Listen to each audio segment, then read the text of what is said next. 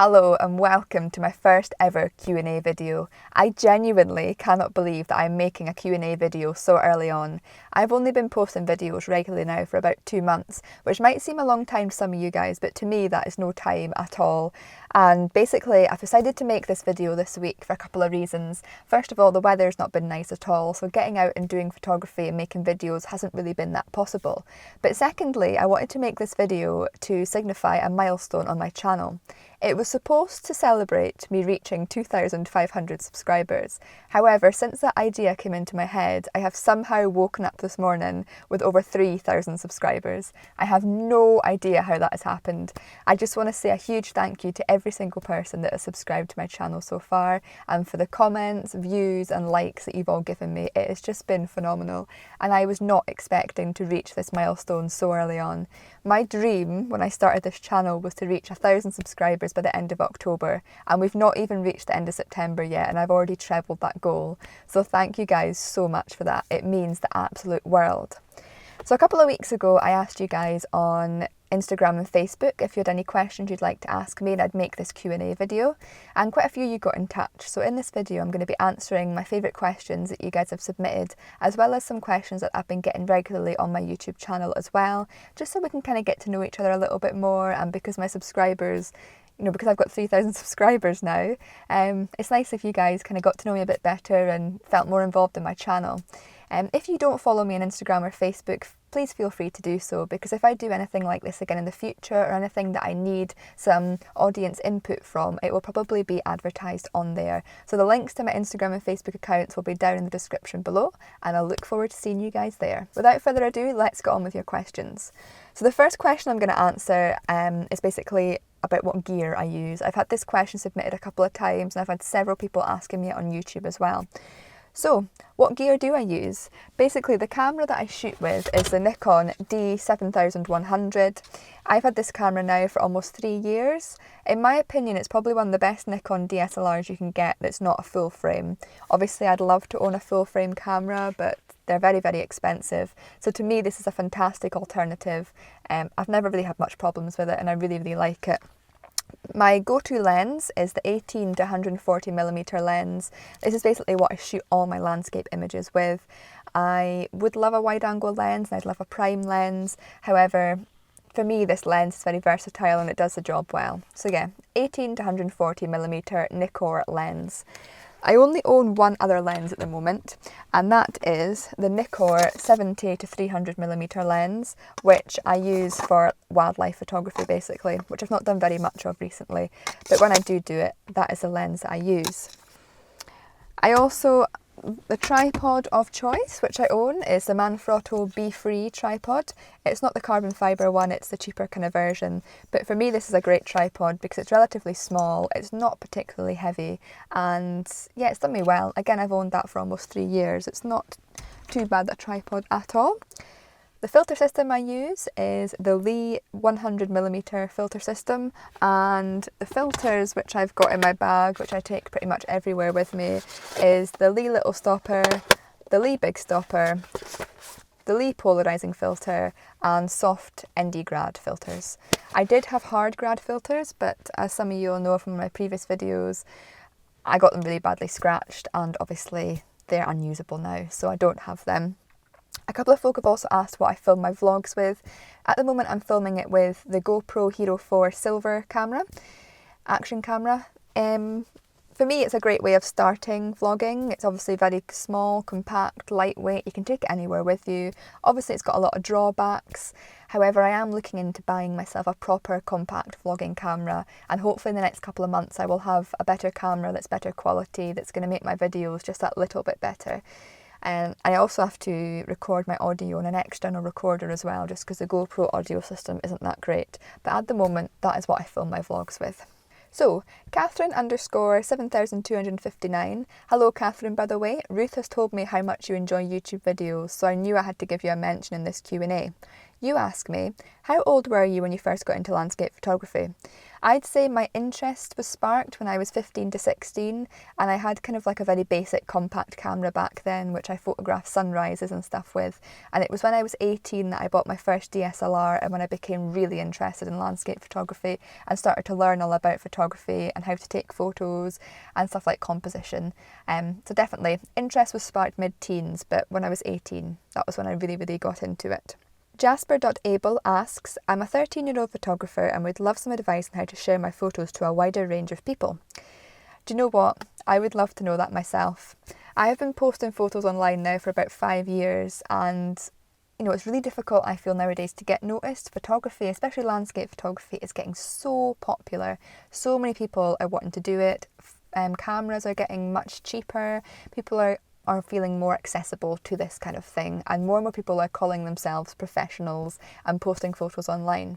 But my advice to you would be just to stick at it. The more you do photography, the better you're going to get. The more you post online, the more bigger of an audience and viewers you're going to get.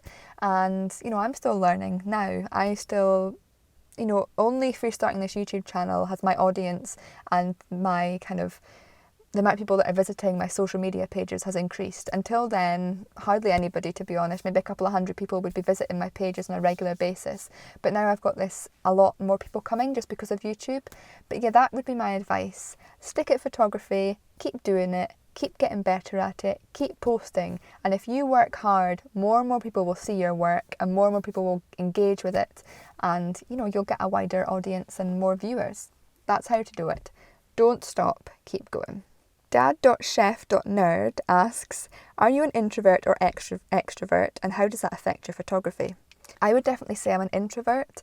Don't get me wrong, I love meeting new people, I love socialising, I love being out and about, but I don't do well in group situations at all, and I'm definitely not the life and soul of a party.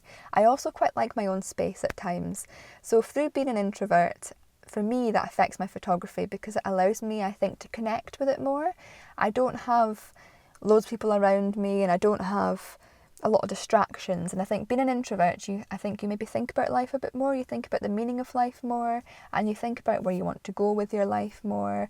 And I think when you're an introvert, you kind of focus your mind more on the things that matter in life and the things which interest you. And through doing that, I feel like I've got a clearer mind and I'm able to concentrate more on what I'm photographing and what I want to photograph, where I want to go with my photography.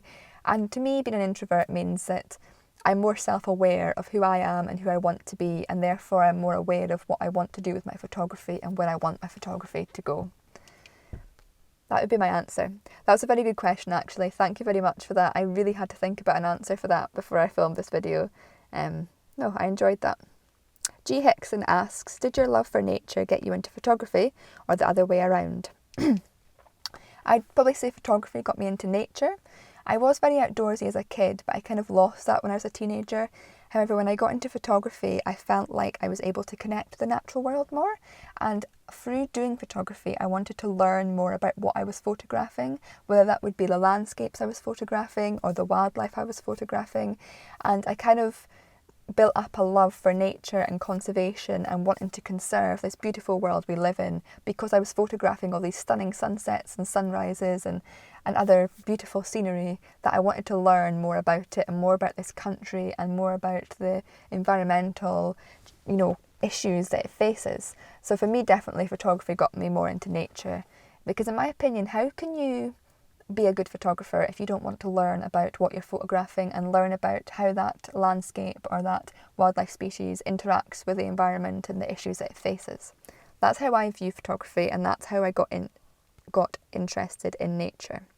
JT Photo UK asks, who is your biggest inspiration, photography and in your home life? There's a lot of photographers out there who I find very, very inspiring. But the one person who I think has inspired me the most is Thomas Heaton. I'm sure a lot of people will agree with this. When I started watching his videos a couple of years ago, I felt like I could really connect with what he was trying to portray. I felt like I could really connect with what he was doing, and I felt like I could relate to what he was trying to achieve with his YouTube channel. And through watching his videos, I felt very, very inspired to get out more with my camera. And to me, he was probably one of the reasons why I started YouTube in the first place, because I don't know, I never really saw YouTube as a platform for me personally to be able to create stuff and get out there and do things that I love. But through watching him and listening to his stories, I've kind of felt inspired to do this myself. And so definitely I'd say he's my biggest photography inspiration, purely because he's the person out there that I can relate to the most. And I find his videos are so raw. He's very, very honest. He's honest about how long it's taken him to build up his audience and how much hard work he's had to put into it. And especially recently, he's put so many frank and honest videos out there. And it kind of really makes you realise that if you want to do well in life and you want to achieve your dreams, you can do it if you put in your hard work. And to me, and to me that is very, very inspiring. And if you're watching, Tom, thank you very much for creating your YouTube channel and inspiring people like me to do the same. And you know what I found really weird since starting YouTube? The amount of people that have commented on my videos telling me that they think I'm the female version of Thomas Eaton. I have no idea where that has come from, because to me he is amazing. Like, his videos are amazing and his photos are amazing, and it's very humbling that a lot of people have kind of said that I remind them of him.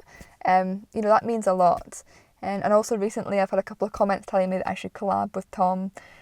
But maybe one day that will happen. And if you're watching, Tom, I know how much you love Scotland, and if you ever fancy a photography Scotland trip collaboration video, I'd be more than up for it. You never know. Who knows? One day it might happen. And then the other part of your question was in my home life. To me, the most inspiring people in my home life are a lot of people I've met in the past year and a half. I've been very lucky to go away and do a lot of conservation work with various charities in Scotland, and through that I've met some very, very inspiring people from different walks of life who give up so much of their spare time to volunteer with nature. And I find that if you spend a lot of your time with inspiring people that are positive about life and positive about the world around you, you feel inspired to follow your dreams and be positive and connect with life more.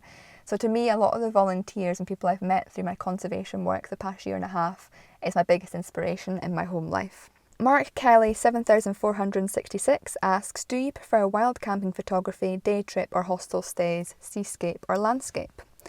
For me, definitely wild camping. It's a really silly thing for me to say because I've only properly wild camped once, and that was in my Isle of Harris video where I wild camped on Luskintyre Beach. However, wild camping to me is amazing. I mean, you literally camp right in front of the sunset or in a location where you can just roll out your tent in the morning and you're already in location. To me, that is amazing. And next year, from spring onwards, I would love to do more wild camping. It's definitely something I'd love to do. I find for me, being a woman, going out wild camping is not the easiest of things because I wouldn't want to do it on my own. And also a lot of my friends who enjoy camping like the security of a camping site, basically. So for me, getting out and wild camping I find very difficult because it's not something I want to go away and do on my own. However, to me it's the best thing you can do as a landscape photographer, and like I say, it's definitely something I'd love to do more of next year. The second part of your question was seascape or landscape. I'm going to say seascape because I've lived by the sea my whole life, and if it wasn't for the sea and the beautiful coast that we have here in this area where I stay, I would not have got involved in landscape photography in the first place. So for me, definitely seascape over landscape, but I love photographing landscape just as much. Danny Spring asks, is there one place in the UK you'd love to go and do some photography that you haven't been to? There's loads of places over in the UK I'd love to take photographs. There's still heaps of places in Scotland alone that I've never been to that I'd love to photograph. But if I had to pick one place, I'm going to pick the Pembrokeshire coast in Wales because I've seen some stunning photos from there and it looks like a phenomenal place, both for landscape photography and nature. So definitely I would love to go there one day and I'd love to take photos there. Clive Davies asks, other than the natural world, what else inspires you, if anything? I'm going to say inspiring people and music. There are some songs which I listen to, and when I listen to them I can picture creative videos in my head, and it kind of gives me ideas of what I kind of want to do with my photography and where I want to go. It sounds a bit strange, but there is certain songs which I really feel like I can connect to in some way, and I suppose being a creative person, music and photography and video are all very closely linked. So definitely in the natural world, music inspires me and positive, inspiring people inspire me. If you can surround yourself by positive people in life who are uplifting and who have done inspiring things with their life, it makes you want to do inspiring things with your life, and therefore it kind of allows you to connect with whatever your interests may be and follow your dreams. David Turnbull asks, do you have any photographic heroes who have inspired or influenced your photography? Again, there's many, David, but I am going to say the biggest people in this past year that I personally feel have influenced my photography is going to be, if any of you live in the UK and buy like Outdoor Photography magazine or follow a lot of photography on Facebook and social media, you will have heard of the project called The Big Picture, I think it's called. It's basically a group of photographers who get together to photograph Scotland, both its landscape and its wildlife, and to try and portray messages to people about conservation issues. So basically, to me, I find this very inspiring because to me, we should try and do as much positive and inspiring things with our life as possible. And landscape photography is a fantastic way for us to do that. If we can take photos of the natural world in beautiful times of day and capture stunning shots in stunning places, we can inspire people to connect with that and whatever message we want to get across. And these group of photographers are doing that. They're taking photos of Scotland, both the good and bad parts of Scotland, and they're showing us what Scotland should look like from an ecological conservation point of view, and they're trying to promote wild spaces within Scotland and portray conservation and environmental messages through their photography. And I find the project so inspiring, and that's kind of what I want to do with my photography in this channel. Is I want to use my passion for photography and conservation and nature to inspire others and to portray messages about the natural world. And if you guys are interested in learning more about this project, I'm going to put a link down below to one of their videos.